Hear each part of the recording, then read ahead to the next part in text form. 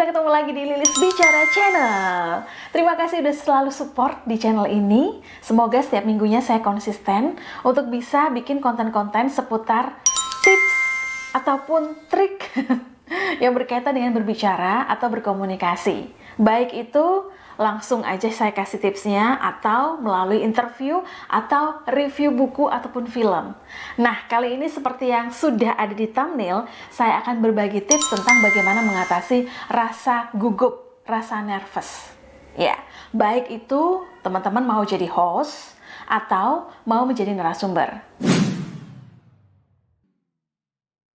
Pertama-tama saya pengen tekankan, kalau misalkan teman-teman merasa nervous, merasa gugup, inti permasalahannya adalah pada penguasaan materi.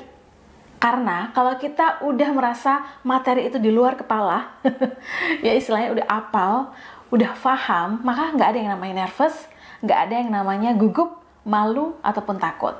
Tapi kadang-kadang hal teknis lainnya itu bisa mempengaruhi kita dalam melakukan tugas sebagai host, presenter, ataupun narasumber.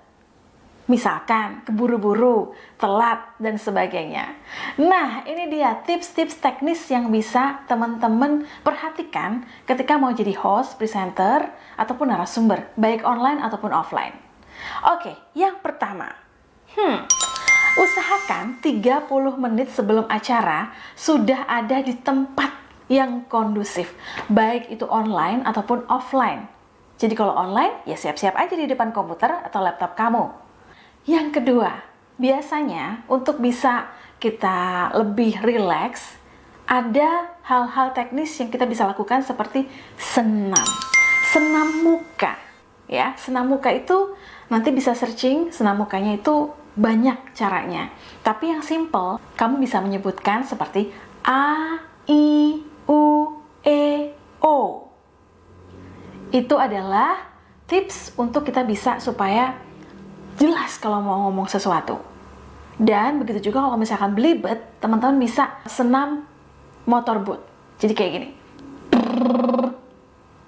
Nggak usah takut jelek ya, soalnya ini juga berfungsi untuk bisa melemaskan daerah muka kita.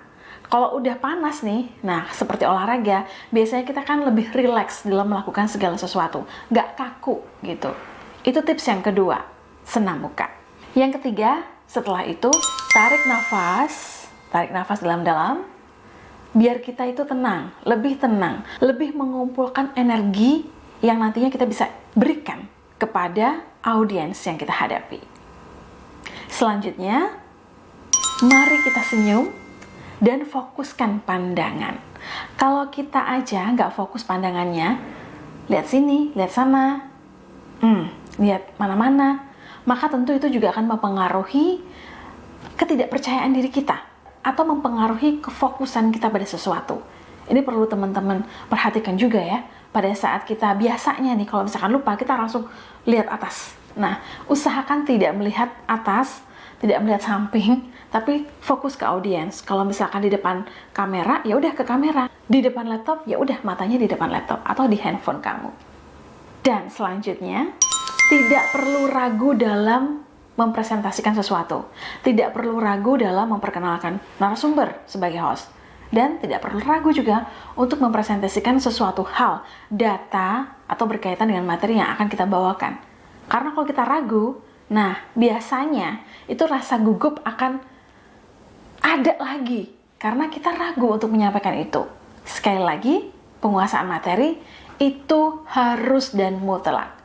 Paling tidak kita memahami apa yang ingin kita sampaikan. Biasanya ada poin-poin nih yang kita bisa sertakan di kertas atau di note HP atau apapun poin-poin yang akan kita sampaikan pada saat kita menjadi host ataupun narasumber.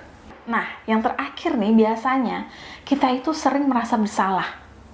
Wah, aku tadi nyebutin salah ya? Waduh, tadi kayaknya bukan itu deh.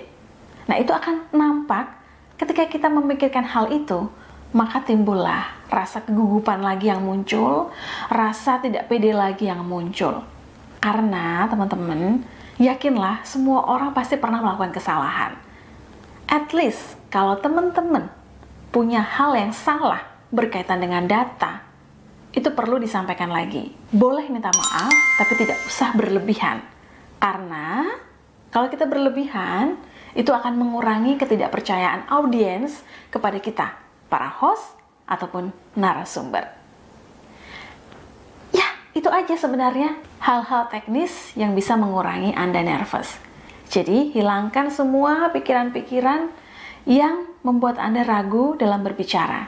Hal teknis tadi, saya ulangi lagi.